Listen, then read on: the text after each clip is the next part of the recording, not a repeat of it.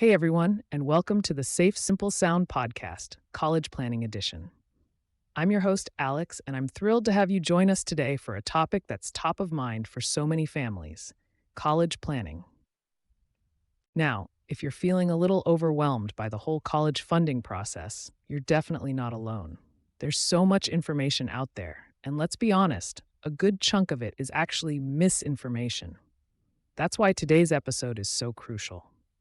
We're diving deep into debunking some really common and frankly damaging college planning myths. Our conversation today is inspired by a fantastic article titled Busting College Planning Myths. Don't Let Misconceptions Derail Your Child's Future. It's written by us at Safe Simple Sound, and it really hits the nail on the head. This article expertly tackles 13 of the most prevalent myths that can trip families up when they're trying to navigate the complex world of financial aid and paying for college.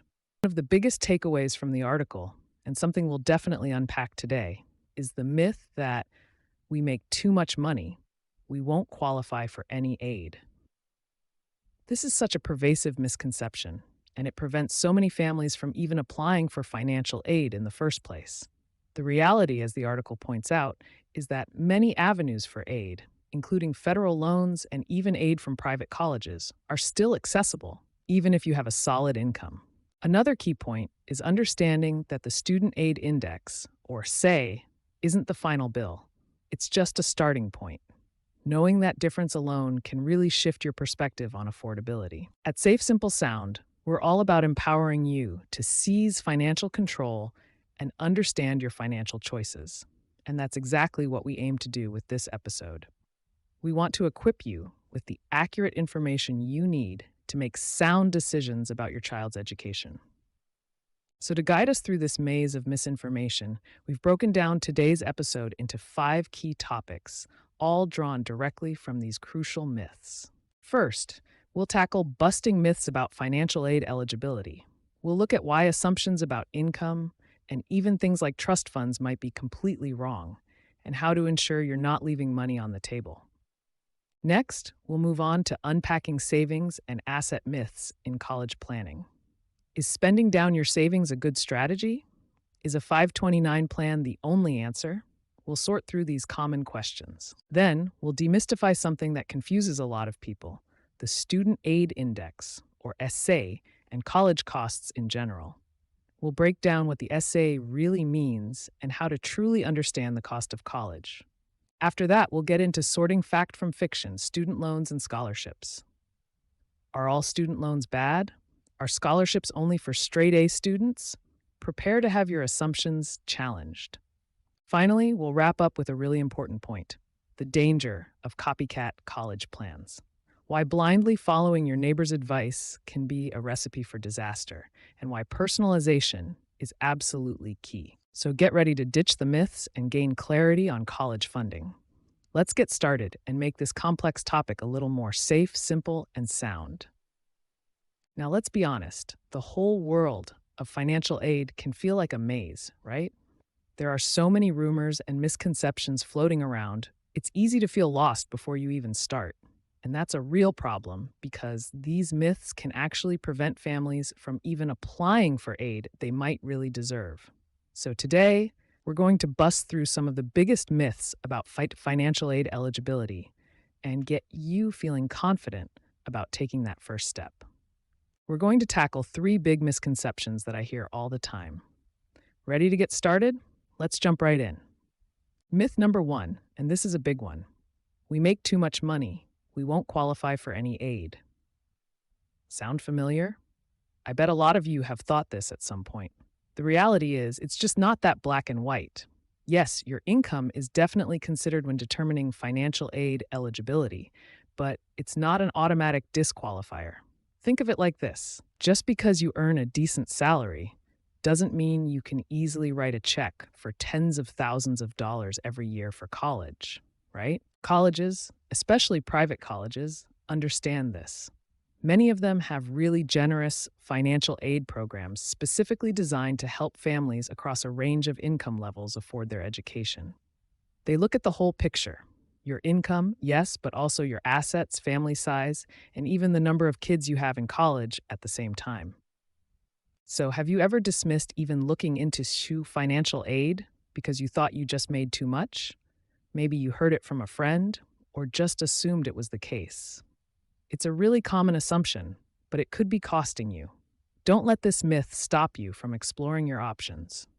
Okay, myth number 2, and this one comes up a lot when we talk about family finances in general. My child has a trust fund, so they won't get any financial aid. Now, the image of a massive trust fund might conjure up visions of unlimited wealth. And sure, in some cases, a very large trust fund could impact financial aid. But the reality is, the impact of a trust fund on financial aid eligibility really depends on how it's structured and who controls it. It's not always the automatic barrier you might think. Think of it like different kinds of savings accounts. Some are treated differently than others when it comes to taxes and, yes, financial aid. The details of the trust fund matter. It's not a simple yes or no situation. What are your biggest concerns when you think about qualifying for financial aid? Is it things like trust funds or maybe other assets? It's understandable to be worried, but often the reality is less daunting than the myth. And finally, myth number 3, and this is perhaps the most broadly misunderstood. The FAFSA is only for low-income families. Wrong, wrong, wrong. I cannot stress this enough. The FAFSA, that's the free application for federal student aid, is for everyone. Seriously, everyone. Regardless of your income, you should fill out the FAFSA. Think of the FAFSA as the key that unlocks the door to all sorts of opportunities. It's not just about need-based grants. Completing the FAFSA is the gateway to federal student loans, and these loans are available to students from all income backgrounds. Plus, many states and colleges use the FAFSA information to determine eligibility for all kinds of financial aid, including merit-based aid and even some scholarships. It's like thinking that only people who are sick should go to the doctor. Preventative care, like filling out the FAFSA, is important for everyone. So to recap, we've busted 3 big myths today. We learned that making too much money doesn't automatically disqualify you from financial aid, especially at private colleges. Having a trust fund isn't always a guaranteed barrier to aid. It depends on the specifics. And crucially, the FAFSA is not just for low-income families, it's for everyone, and opens doors to various types of aid, including federal loans. The main takeaway here is, don't assume you're not eligible for financial aid based on these common myths. You might be surprised at what's available. So, what's the one thing I want you to do after listening to this segment? It's simple. Take the first step and complete the free application for federal student aid, the FAFSA, at fafsa.gov. Do it. Regardless of your income situation, just fill it out. It's free, it's online, and it's the essential first step in exploring your financial aid options. You might be leaving money on the table if you don't. We've just unpacked some common myths around who actually qualifies for financial aid, and hopefully, we busted a few of those misconceptions for you. Now let's shift gears a bit and talk about something that's probably top of mind for many of you: savings and assets.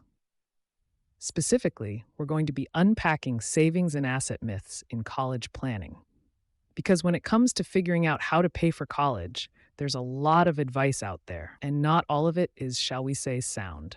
We're going to tackle some common myths and set the record straight so you can make smarter, more informed decisions about your college savings. So, let's jump right into our first myth, and this is a big one I hear a lot. Spend down savings before applying for aid. Sounds almost logical, right? Like if you have less money, you'll get more aid. But hold on a second. The reality is, this is a really risky move and can actually backfire on you.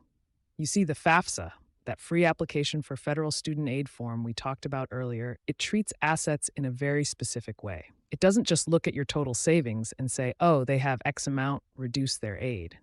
It's more nuanced than that. For example, and this is crucial, retirement accounts like your 401ks or IRAs are often not even counted as reportable assets on the FAFSA. Think about that. Spending down your retirement to potentially get a bit more aid? That's like robbing your future self to maybe get a small bump in aid today. It's just not a smart long-term strategy for your overall financial planning. So before you even think about making big changes to your savings based on this myth, please get some professional advice. Okay, myth number 2. A 529 plan is the only savings solution I need for college. Now, I love 529 plans, don't get me wrong. They are fantastic college savings vehicles, offering tax advantages and dedicated savings for education. But, and this is a big but, the reality is that a 529 plan, while excellent, is definitely not a complete college funding plan on its own. Think of it like this: a 529 plan is a really great hammer in your toolbox, but you need more than just a hammer to build a house, right? You also need screwdrivers, saws, maybe even a power drill. Similarly, for college, you need to explore all avenues. Don't forget about scholarships, those golden nuggets of free money, and grants, which are also need based and don't need to be repaid.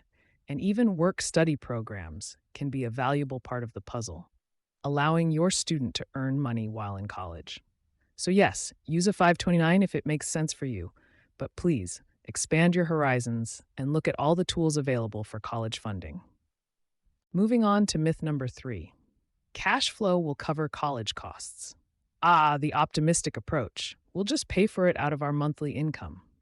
The reality is, while I admire the optimism, relying solely on cash flow is incredibly risky and honestly, a bit naive. Life is unpredictable, folks. Think about it. What happens if there's a job loss, or unexpected medical expenses, or even just a dip in the economy that impacts your income? Suddenly, that dependable cash flow might not be so dependable anymore. College is a multi-year commitment, and you need a more robust plan than just hoping your income stays exactly the same for 4 or more years. It's crucial to have a backup plan, to have dedicated college savings in place, not just rely on the monthly paycheck.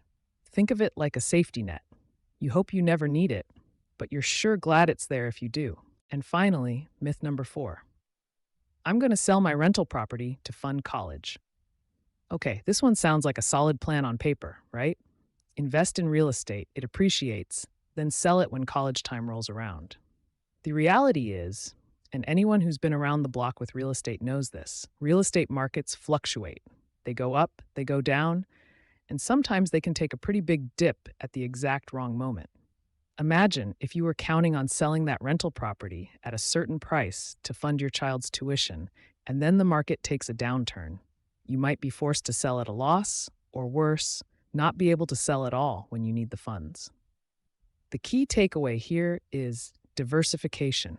Don't put all your eggs in one basket, or in this case, all your college funding hopes in one single asset, like a rental property. Diversify your college funding strategy. Think savings, investments, scholarships, grants, so you're not overly reliant on the unpredictable nature of a single market. So as we unpack these myths, I want you to take a moment to reflect. What are your current strategies for saving for college? Are you relying heavily on one method? Maybe that 529 plan, or that hope of future cash flow, or even that rental property idea? And if so, what are the potential risks you haven't considered? To wrap things up, the key takeaway here is this. When it comes to college savings and assets, don't fall for these common myths. Review your college savings approach. Are you diversified? Are you relying too heavily on one single strategy or asset? Consider a holistic strategy that goes beyond just one savings vehicle. Explore all your options, from 529s to scholarships to grants, and make sure you have a solid, well-rounded plan in place. And that leads us perfectly to our next topic, because understanding how colleges actually use your savings information in the financial aid process is crucial. We're going to demystify something called the Student Aid Index, or SAI, and talk about how it really impacts what you'll actually pay for college. Now, you've probably heard about the SAI, especially if you're starting to fill out the FAFSA, that free application for federal student aid. It's a term that gets thrown around a lot, and honestly, it can be super confusing. Many people think, okay, I get my SAI and that's what I'm going to pay for college. But guess what? That's actually a myth we need to bust right away. So let's get right to it. Myth number one: the SAI tells you exactly what you'll pay for college. Reality check: the SAI is an index, not a dollar amount. Think of it like your credit score, but for college aid. It's a number that the government calculates based on your family's financial information from the FAFSA. It's designed to give colleges a standardized measure of your family's estimated ability to contribute to college costs. It's a starting point, folks, a benchmark. It's not the final bill landing in your mailbox. Now, this leads us to a super crucial concept: cost of attendance, or COA. This is point number two. Understanding cost of attendance, and this varies wildly by school, is absolutely critical for understanding the total cost. The COA isn't just tuition, it's the whole shebang.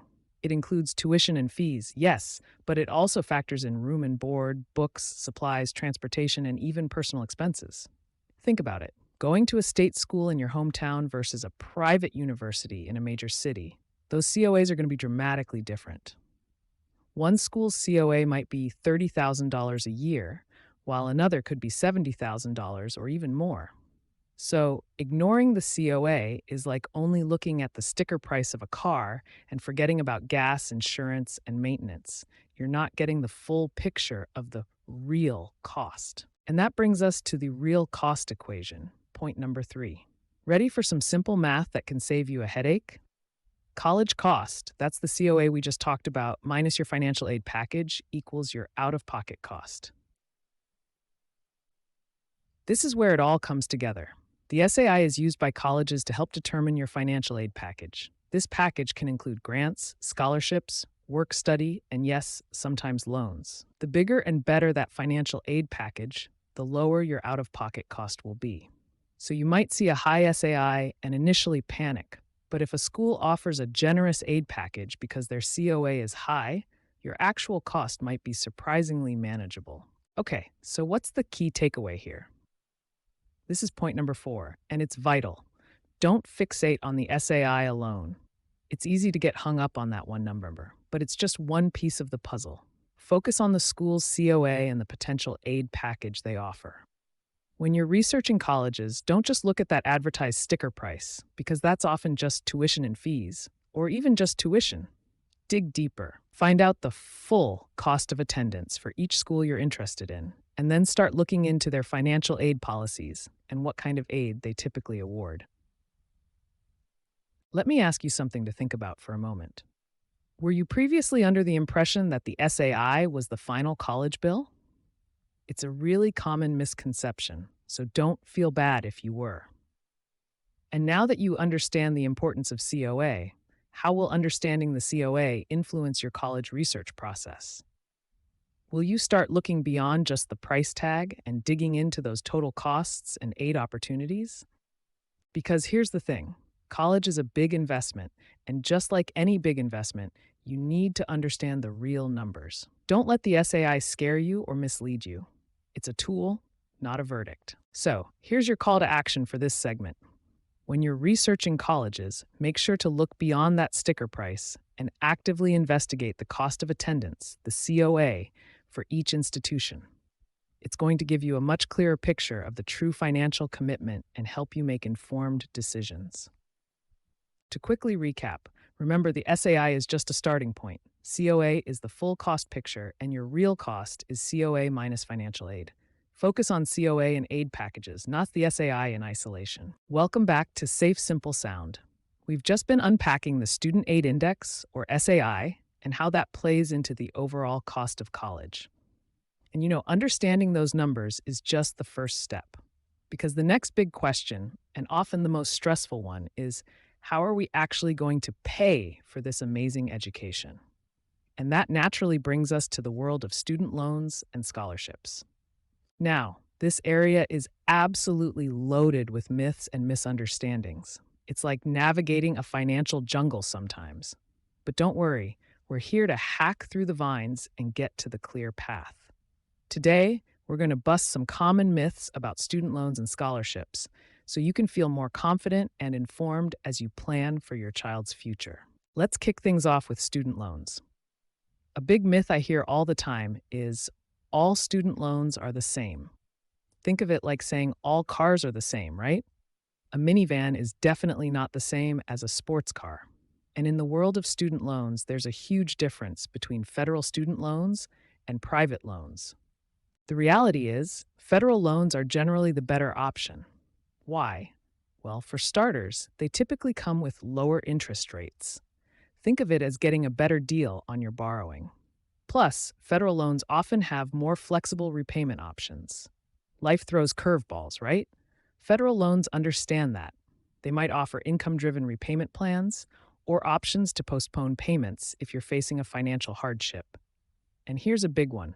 Some federal loans even have potential for loan forgiveness programs if you go into public service or meet certain criteria. Private loans? Not so much.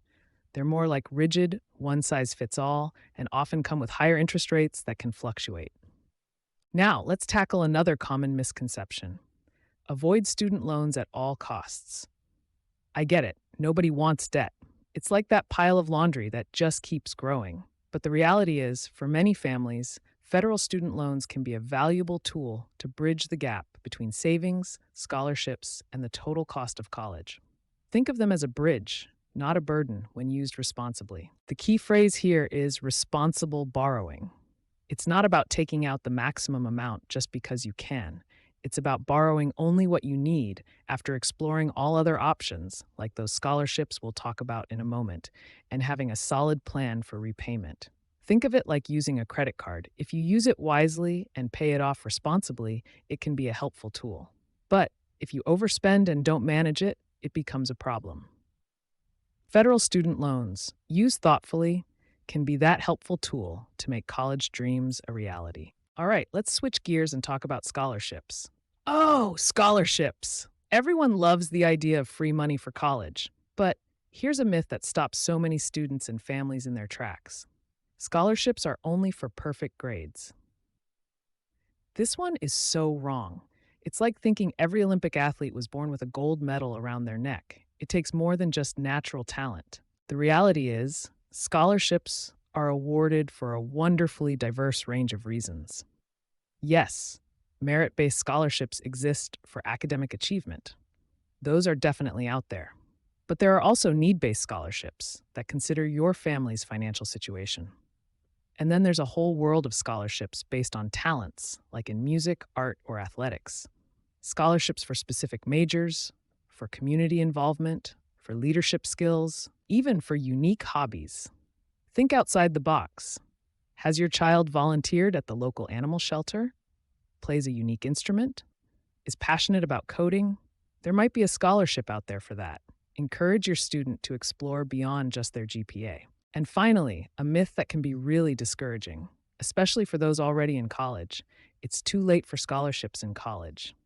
Imagine thinking the game is over in the first inning. Definitely not true in the scholarship world. The truth is, many scholarships are specifically designed for current college students. Think about it. Colleges themselves offer scholarships to retain students, to reward progress, and to support students in specific departments. Organizations and foundations also offer scholarships for students in particular fields of study or at certain points in their academic journey. So, the message here is keep searching throughout college. Scholarship opportunities are not a one-time pre-college event. Make it a habit, maybe a monthly check-in, to see what new scholarships are available. It could really pay off. So, let's quickly recap. We've learned that not all student loans are created equal. Federal loans are generally the way to go. We've seen that federal student loans, when used responsibly, can be a helpful tool, not something to be feared at all costs. And when it comes to scholarships, they are definitely not just for straight A students. Explore all kinds of opportunities. And don't stop searching for scholarships once you're in college. Now, I want you to think about this. What are your preconceived notions about student loans? Maybe you've always heard they are bad news. Hopefully, today we've shifted that perspective a bit. And parents, has your child explored scholarship opportunities beyond just academic grades?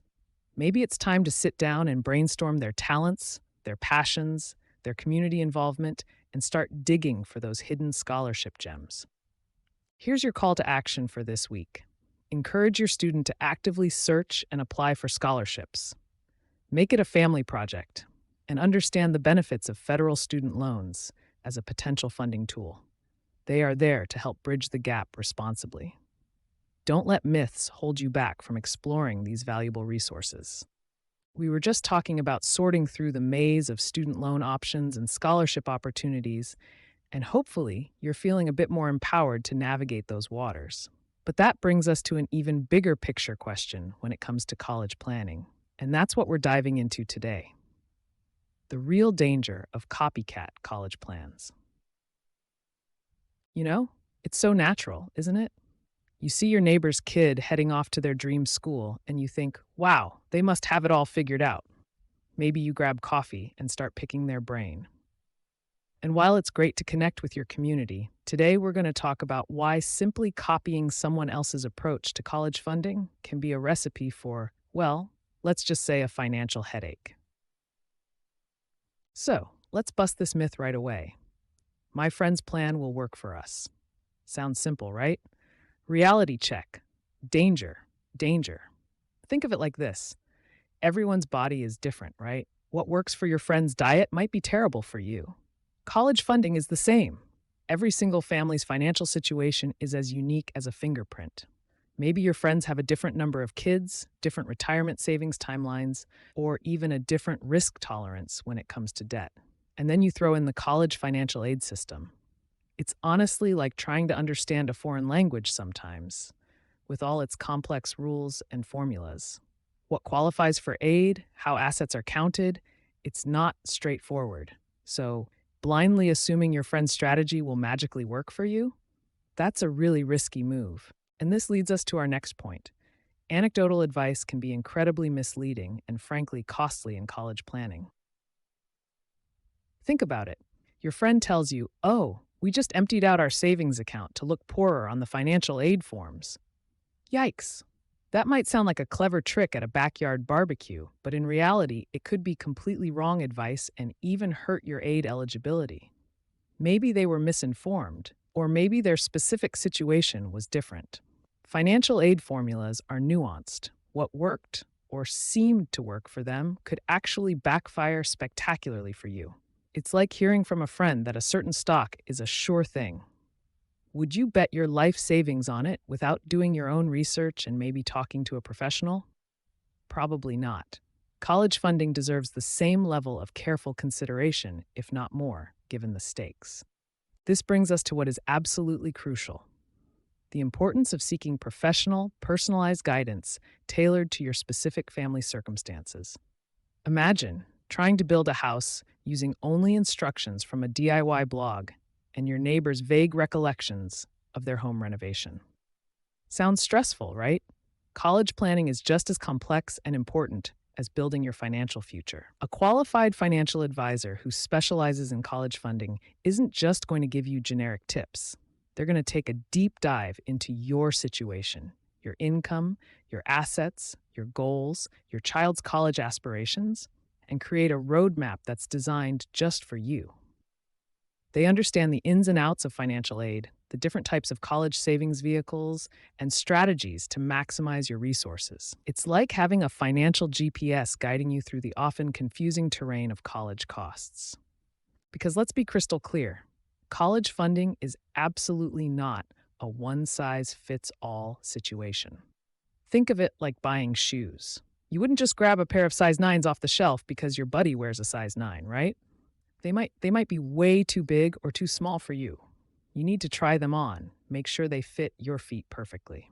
College funding is the same. What worked for someone else, even someone you trust, might be completely the wrong fit for your financial feet. Their size 9 strategy could leave you feeling pinched and uncomfortable, or even stumbling down the road. So, let me ask you to think for a moment.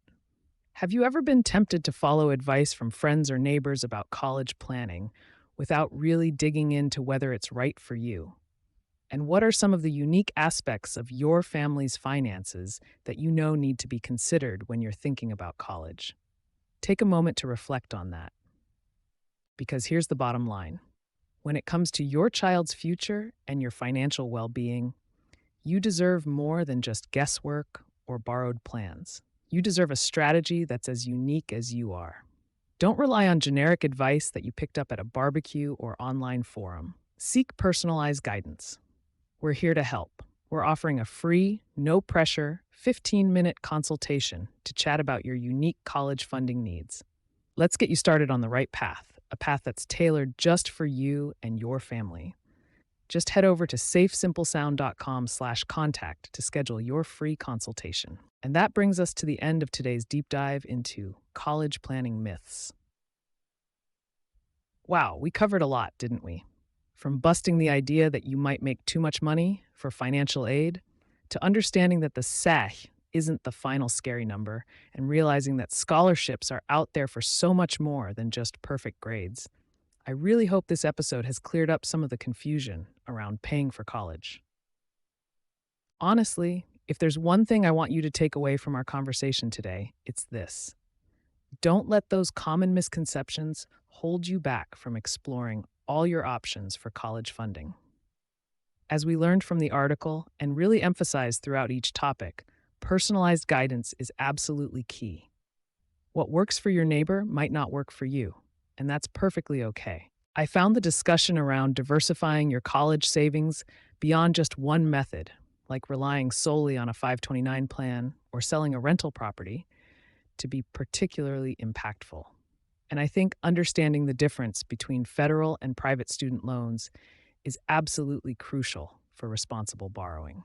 Thank you so much for tuning in to the Safe, Simple Sound podcast today. I truly appreciate you spending your time with me as we tackled these important topics. If you found this episode helpful, please do me a huge favor. Share it with another parent who might be feeling lost in the maze of college planning. You can also help us reach even more listeners by leaving a review on your favorite podcast app. And of course, make sure you subscribe so you don't miss out on future episodes, packed with more safe, simple, and sound financial insights. We'll have links to the reference article and other helpful resources in the show notes at SafeSimpleSound.com. And remember, if you're feeling like you need that personalized guidance we talked about, don't hesitate to schedule that free 15-minute consultation. The link is also in the show notes. Be sure to join in our next episode, where we discuss more college planning topics. Until then, stay informed, stay proactive, and keep making those smart, sound financial decisions for your family's future. This is Alex, signing off from the Safe Simple Sound podcast, College Planning Edition. Take care.